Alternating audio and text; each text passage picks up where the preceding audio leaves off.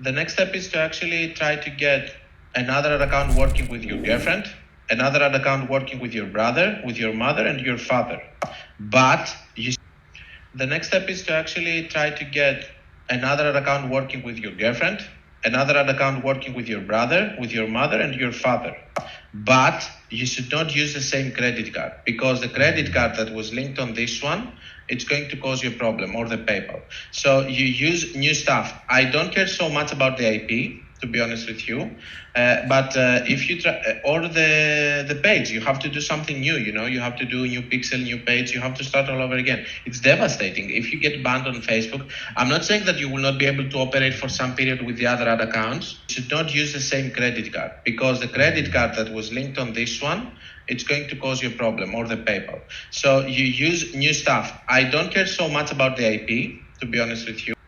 We're going to use new credit card, new page, new pixel.